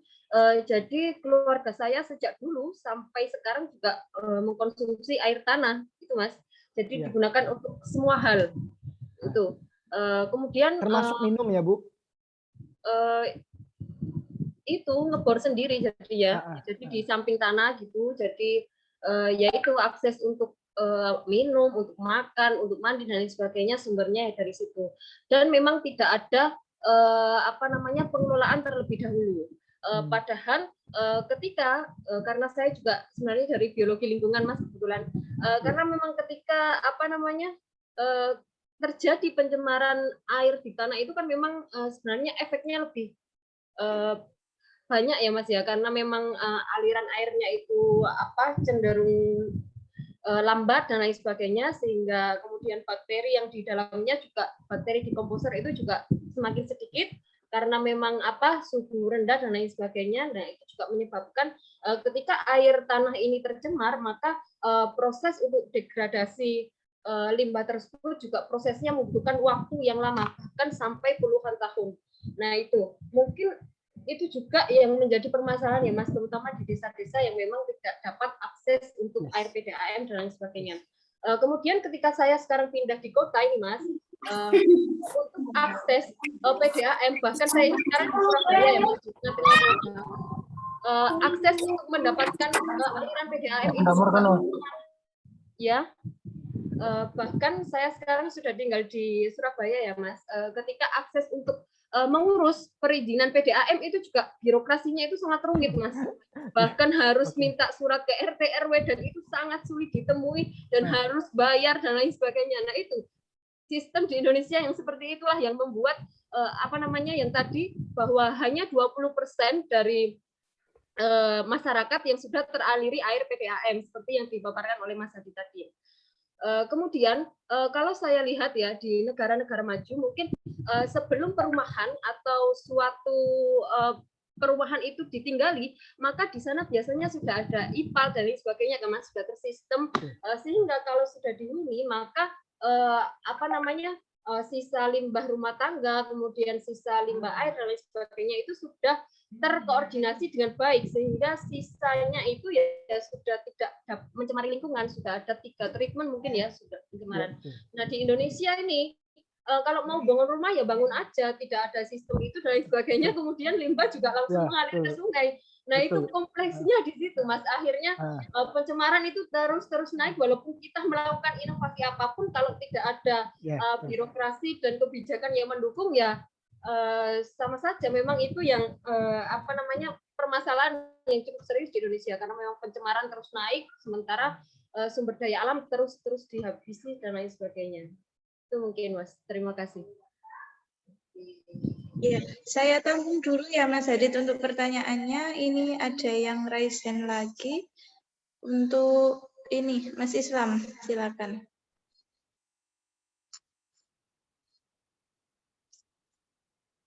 Itu Mas Dayat itu, Ilmi Nafisa itu. Oh iya, ini ada Mas Dayat. Silakan Mas Dayat. Oke, terima kasih Ibu Moderator. Indonesia sangat bangga mempunyai sampean Mas Hadid Sukmana. Karena terima kasih. Ketika sampean balik ke Indonesia mungkin pasti ada gerakan baru tentang pengolahan air. Saya mau bertanya. Ketika kita mengaca Eropa, menurut saya itu terlalu tinggi. Karena untuk menciptakan pengolahan air yang sebegitu detail dan juga sebegitu rumit yang ada di Eropa itu membutuhkan dana yang sangat besar. Saya pernah berkunjung ke Sierre. Di situ pengelolaannya hampir mirip lah, tapi hanya dalam lingkup kecil. Dan laporannya, mereka itu mampu mendegradasi kadar logam Hg, Pb, dan Cu itu sampai di bawah ambang batas. Namun kenyataannya saya pernah meneliti sendiri, jadi saya mengambil sampel air pasca pengolahan limbah itu, nyatanya tidak, itu malah tinggi, dan itu menurut saya sangat berbahaya. Karena apa? Air limbah itu di dalam air itu kan ada ikan dimakan oleh masyarakat, dan itu juga akan mengandung logam, dan itu bisa menyebabkan kanker. Lantas menurut Mas Hadid Sukmana ini bagaimana sih cara untuk menggunakan mendaur ulang air yang sejatinya air itu kan di muka bumi ini sama tetap, cuman bedanya kan air yang layak konsumsi dan air yang tidak layak. Bagaimana proses yang sangat murah, efektif dan cepat. Karena saya pernah mencoba dengan tumbuhan, itu masih belum maksimal. Saya pernah menggunakan mangrove belum maksimal. Saya juga pernah mencoba membuat ipal dari mengembangbiakkan mikroba yang saya anggap mampu mengakumulasi logam berat, tapi masih belum maksimal karena terlalu tinggi logam sehingga mikrobanya malah yang KO. Jadi bagaimana sih caranya itu? Saya masih bingung dalam pengolahan air ini. Terima kasih, Mas. Sama-sama. Ya, mungkin satu pertanyaan lagi ya, Mas Hadid. Ya, monggo. Ya, ini ada di kolom komentar, ada ini Pak Dede Nasrullah. Nggih, Kepala LPPM UM Surabaya mungkin. Kepala LPPM.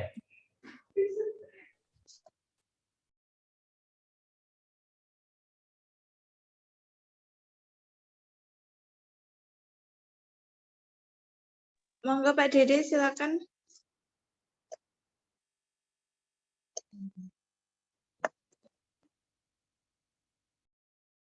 Itu ada Mbak Ira juga, Mbak Ira Purnamasari. Mbak Ira itu Pak Ya, Dede masih ini kayaknya. Habis ini Pak Dede ya pengantar. mungkin silakan Mbak Ira dulu.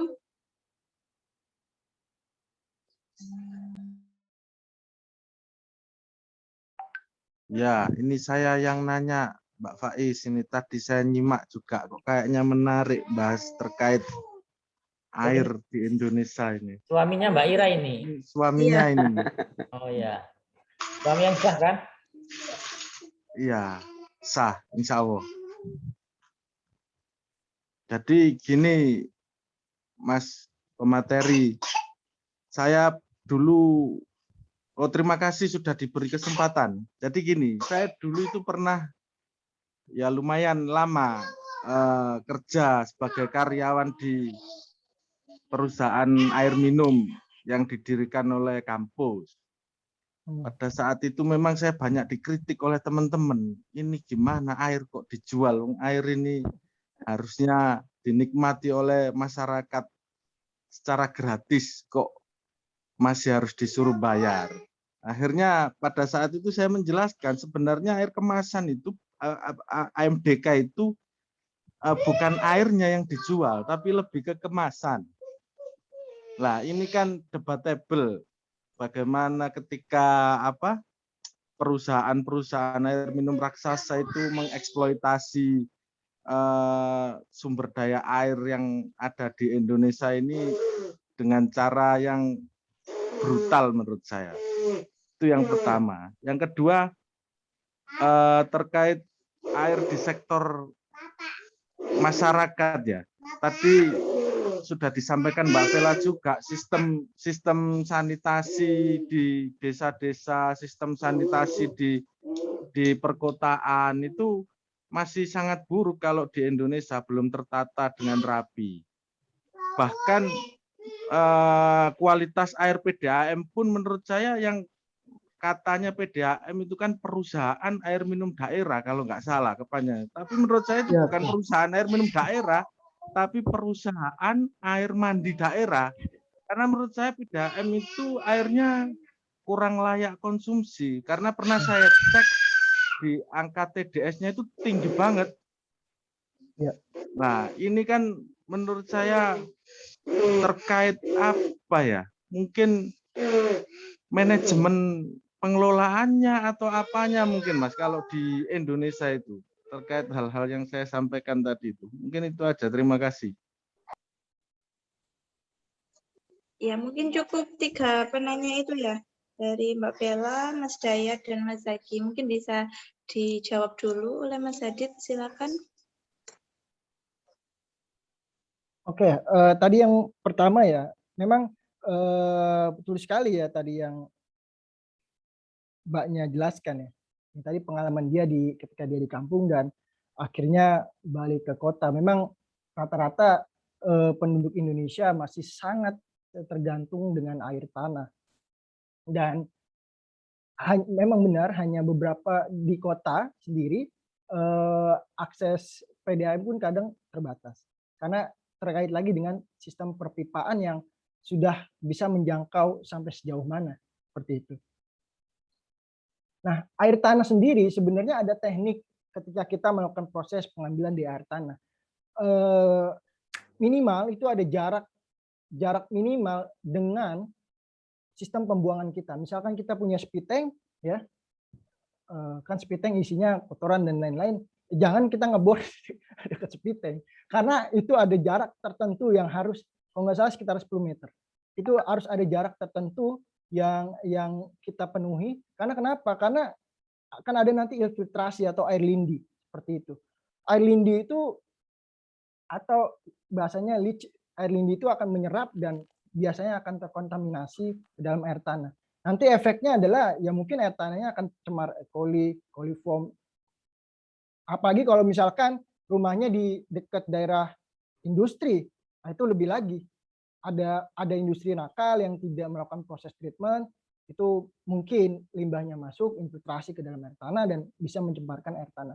Saya sendiri punya pengalaman riset di daerah Bantar Gebang, mungkin teman-teman juga tahu ya, salah satu tempat pembuangan sampah terbesar di Indonesia. Di sana saya mencoba riset terkait infiltrasi atau sampai sejauh mana sih dampak air lindi terhadap air tanah di Bantar Gebang. Memang hasilnya ada kontaminasi terhadap air tanah terhadap E. coli dan juga coliform. Itu juga berbahaya. Walaupun memang di sisi lain tidak adanya kontaminasi logam berat. Di sisi lain itu masih aman kan, tidak adanya kontaminasi logam berat. Terkait yang tadi pencemaran juga ya, memang ini menjadi hal yang apa ya, harus menjadi concern kita bersama. Tidak hanya kita mungkin kalau bicara industri itu terlalu besar, tapi kita balik lagi bicara ke rumah tangga atau domestik. Kalau industri mungkin itu udah cakupannya cukup besar. Tadi kan sedikit saya tampilkan di data itu tahun 2019. Rata-rata rumah tangga di Indonesia hampir 50% itu membuang air limbahnya langsung ke selokan atau ke got tanpa adanya proses treatment. Sebenarnya pemerintah dari PUPR sendiri itu udah mencanangkan beberapa titik, mencanangkan namanya sistem pengolahan air limbah domestik. Jadi ketika komunal bentuknya itu, jadi misalkan per perumahan punya sistem pengolahan air limbah, jadi nanti air limbah domestiknya masuk ke perumahan ke komunal tersebut, diolah baru nanti diproses lagi. Sebenarnya yang baik seperti itu. Seperti apa yang mungkin yang tadi saya jelaskan di slide sebelumnya ya. Jadi ya harusnya seperti itu. Sedangkan SPAL sendiri itu menurut datanya digunakan 1%. Bayangkan aja 1%.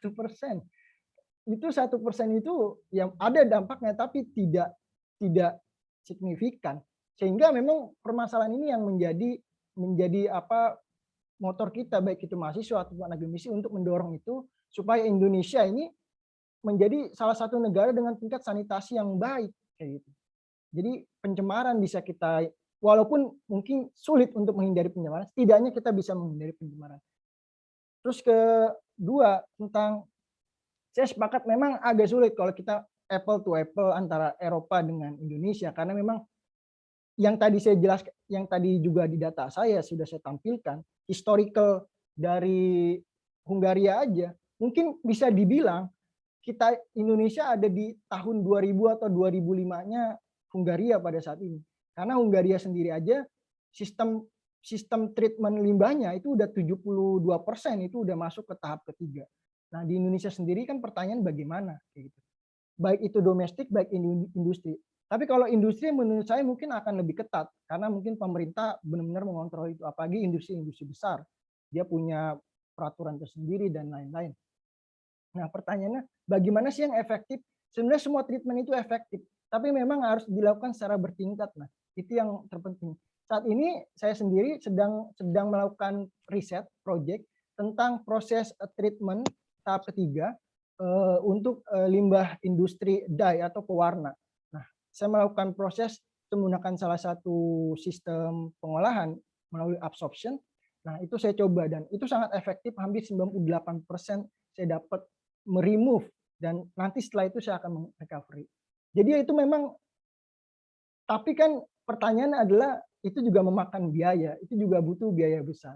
Karena kan beberapa industri juga nggak mau melakukan proses treatment karena kan dia mikir, lah ini kan limbah, ngapain saya harus mengeluarkan uang untuk mengolah limbah, kan kesana seperti itu. Tapi sebenarnya kan nggak seperti itu. Itu kan juga kewajiban kita. Jadi ya mau nggak mau treatment secara bertahap itu yang harus dilakukan.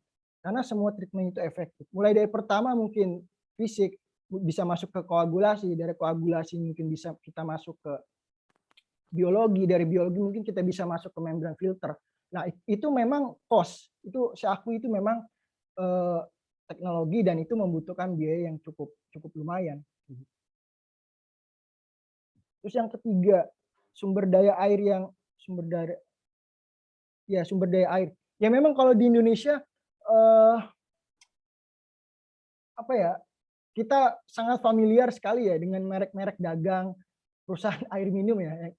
Air minum dalam kemasan kalau kita bilang, dan dengan berbagai macam merek, dan ada salah satu perusahaan yang bisa kita bilang raksasa atau rajanya di bidang itu. Ya memang itu sebuah ironi, tapi ya kenyataannya memang seperti itu. Yang tadi saya jelaskan, kalau di Eropa sendiri memang kita punya pilihan, walaupun memang ini nggak bisa kita compare secara apple to apple dengan Eropa. Di Indonesia sendiri memang permasalahannya yang cukup unik. Dan terutama yang tadi juga, sebaran sumber daya air di Indonesia itu juga emang nggak merata. Sempat juga saya tadi singgung di slide berikutnya, di slide sebelumnya, itu tentang aksesibilitas. Itu juga penting. Kalau kita lihat mungkin di Eropa itu nggak ada pulau-pulau yang mungkin jauh ke sana, berapa jam harus ke sana, itu enggak. Tapi kalau di kita kan beda kan. Di kita akses ke satu daerah ke daerah lain itu juga makan waktu seperti itu. Jadi itu juga harus dipertimbangkan. Nah, yang terakhir ini menarik tentang pengelolaan. Betul sekali yang tadi sudah saya singgung. Terjadinya krisis air salah satunya adalah karena buruknya sistem pengelolaan. Yang tadi tiga hal itu yang tadi coba saya jelaskan. Yang pertama adalah tidak efisien. Bagaimana pengelolaan air di Indonesia itu memang nggak efisien. Terkadang suka tumpang tindih. Kadang saya juga agak bingung juga dengan peraturan, jujur, karena kayak misalkan PUPR memegang ini, kementerian memegang itu, sebenarnya harus ada sinergitas. Kalau nggak ada sinergitas itu akan sulit. Karena kadang sumber daya itu dipegang sama Kementerian SDM. Sumber daya itu dipegang sama SDM. Ntar ada lagi Kementerian Lingkungan Hidup itu pegang juga bagian air juga. Ada lagi nanti masuk ke Kementerian Kesehatan, ntar ada lagi macam-macam. Jadi sinergitas itu yang harus benar-benar dilakukan supaya sistem pengelolaan ini menjadi struktur rapih seperti itu. Terus yang kedua, laju kebutuhan. Nah, itu juga yang tadi coba saya singgung. Laju kebutuhan air di Indonesia itu sangat tinggi, terutama di Pulau Jawa. Karena lonjakan penduduk di Pulau Jawa, karena tadi adanya pertumbuhan penduduk yang semakin meningkat, oleh sebab itu laju kebutuhan juga semakin meningkat.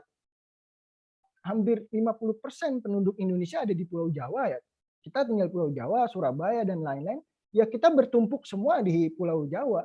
Sedangkan pulau-pulau yang lain yang memiliki sumber daya air sebenarnya banyak, itu nggak bisa. Karena tadi data yang saya jelaskan, ketersediaan air per kapita di Jawa aja itu udah rendah sekali. Itu sudah ada di batas minimal yang harusnya 2.000 meter kubik. Sedangkan di Jakarta hanya sekitar 1.000-an. Seperti itu. Terus yang ketiga, tentang kemampuan alam. Ini juga harus jadi perhatian. Alam itu punya daya dukung dan juga punya daya serap dan lain-lain. Alam, kalau misalkan alam sudah kehabisan daya dukung untuk membantu manusia melakukan aktivitasnya, ya itu berarti balik lagi bahwa kita harus introspeksi diri. Apa mungkin yang kita dengar lagunya Ebit GAD, mungkin alam telah bosan, itu benar-benar menjadi refleksi diri buat kita sebenarnya. Apakah alam ini telah bosan dengan manusia? Karena kenapa? Karena terlalu mengeksploitasi.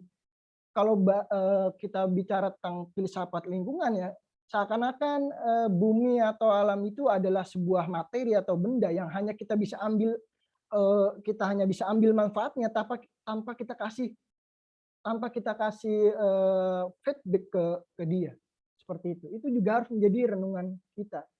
Jadi permasalahan lingkungan ini nggak hanya cukup di air, tapi juga akan merembet ke mana-mana sampai ya balik lagi adalah kesadaran diri kita sendiri, seperti itu sih.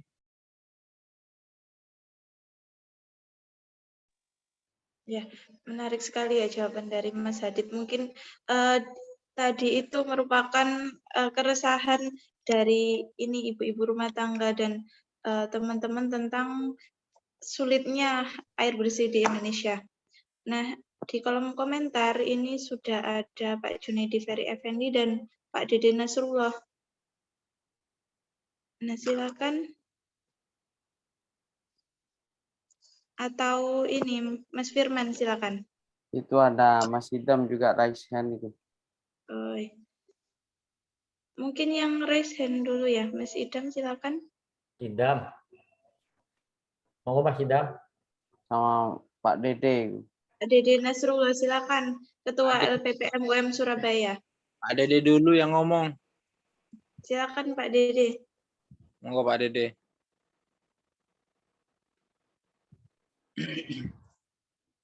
Sinyalnya jelek kayaknya beliau itu. Langsung aja Idam aja. Monggo Pak Idam. Habis ini Pak Dede. Baik, terima kasih atas waktu yang diberikan kepada saya ini. Jadi saya mewakili Pak Dede ya. Ini kok jadi saya ini jadi Pak Dede nih ya.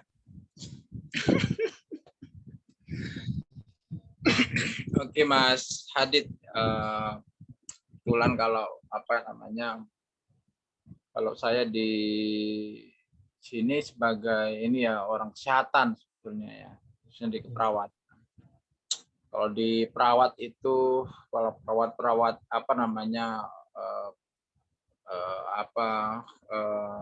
Florence Nightingale itu kan di awal merintis perawat itu konsennya juga sudah pada drainase kalau bahasanya ini ya, perairan gitu ya. Jadi supaya masyarakat kita itu sehat, infeksi itu bisa dicegah, itu selokan atau aliran air itu sejarah limbah sama kesehatan itu diawali oleh perawat ya sebelum kedokteran itu ya. Jangan lupa ada Florence Nightingale ya. Jadi termasuk penyakit-penyakit yang communicable atau menular itu juga bisa dicegah oleh tindakan-tindakan drainase itu. Nah, saya nggak tahu kalau di kalau saya lebih singgung kesehatan mungkin nanti agak ini nggak nyambung ya, tapi mungkin lebih ke kontekstual kesadaran masyarakat atau mungkin kesadaran government gitu ya, bahwa persoalan air ini bukan persoalan bisnis gitu atau persoalan regulasi, tapi ini adalah menyangkut ini kalau pakai bahasanya Maslow itu kebutuhan dasar manusia, ini kebutuhan biologis ini. Kebutuhan dasar itu kan harus dipenuhi sebelum kebutuhan lainnya gitu. Tapi maksudnya lebih menyangkut ke isu kesehatannya. Jadi negara ini harus bertanggung jawab terhadap pemenuhan air karena berkaitan dengan kesehatan gitu, bukan persoalan bisnis dan lain sebagainya. Nah, mungkin di Eropa bisa ada isu-isu yang berkaitan dengan mungkin kesehatan. Kalau di saya sih kita wajib untuk mempelajari juga kesehatan lingkungan, Mas. Kalau di bidang saya masih ada hubungannya karena saya ambil di komunitas ya. Jadi komunitas salah satunya ya air itu bisa mempengaruhi atau saluran air itu bisa mempengaruhi kesehatan masyarakat. Mungkin bisa nyambung gitu. Tapi mungkin di itu ya dulu saya pernah diomongkan sama mungkin Pak Erlambang dulu, dosennya Pak Satria itu. kita itu perlu menuntut ya pemerintah itu ya. Misalnya di negara kita ini nggak layak ini airnya untuk dikonsumsi buat kesehatan. Kita harus tuntut negara. Tapi suara-suara itu nggak ini ya, sama aktivis kita ya. Mungkin di Muhammadiyah itu juga ada kader hijau Muhammadiyah, tapi jarang ini ya mengadvokasi air ini sumber kehidupan ini. Dasar kita harus ini harus dipenuhi sama negara. Ini hubungannya dengan masyarakat. Nah, isu-isu ini ya ini nggak ada yang terlalu diadvokasi secara serius bahwa ini adalah hubungannya dengan kesehatan ya, nanti ini mempengaruhi kesehatan kita. Nah mungkin bisa berbagi itu Mas. Ini kan juga kayaknya ada kader-kader yang pecinta lingkungan ini supaya bisa konsen ke situ. Itu dari saya, Dede Nasrullah ya. Sekian dari saya. Iya, mungkin bisa langsung ditanggapi ya Mas Adit. Ya, sorry. Oke. Menarik Pak. Sebenarnya tadi saya ada slide yang bahas tentang kesehatan ya, tapi karena mungkin waktu yang tadi di akhir-akhir mungkin agak harus cepat, jadi sebenarnya saya jelaskan juga di situ dampak terhadap krisis air, pencemaran air, terhadap dampak terhadap lingkungan seperti apa dan dampak terhadap kesehatan. Benar sekali Pak. Jadi salah satu dampak pencemaran air adalah ya terhadap kesehatan. Salah satunya adalah diare. Di Indonesia sendiri tuh hampir 800.000 meninggal setiap tahunnya akibat diare. Jadi itu bisa dibayangkan. Negara Indonesia yang bisa dibilang negara dengan sumber daya alam yang sangat melimpah, tapi setiap tahunnya 800.000 itu dari data BPS terbaru ya 2020 itu sekitar 800.000 itu meninggal karena diare. Salah satunya akibat pencemaran air. Jadi memang pencemaran air ini juga yang tadi saya jelaskan nggak hanya hubungannya tentang lingkungan aja, tapi ya juga masuk ke kesehatan. Di Eropa sendiri bagaimana? Di Eropa sendiri sampai sejauh ini atau mungkin saya belum dapat informasi, saya ada tapi mungkin kasusnya nggak akan terlalu banyak seperti itu. Lebih banyak kayak misalkan pencemaran dari industri seperti itu. Tapi regulasi di Eropa memang itu sangat-sangat ketat sekali terkait regulasi pencemaran atau regulasi water treatment di wastewater treatment. Makanya mungkin yang tadi data yang saya jelaskan hampir 70% itu water treatment di Eropa itu udah masuk ke tahap ketiga, itu 70%. Yang artinya kalau sudah selesai di tahap ketiga itu bisa di-reuse atau bisa digunakan kembali seperti itu. Gak hanya itu juga ya, tadi kan sebentar, penyakit-penyakit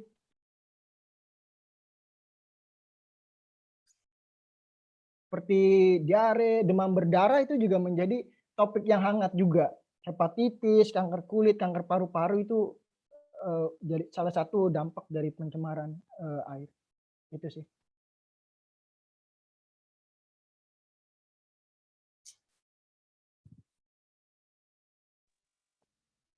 Ya, gimana Mas Idam sudah menjawab ya pertanyaannya?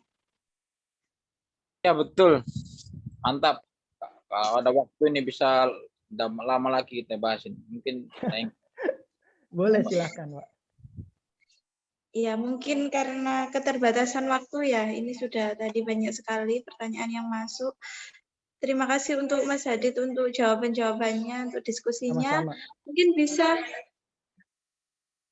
Pak Satria memberikan pengantar dari ini Ketua Pusat UM Surabaya. Silakan Pak Satria.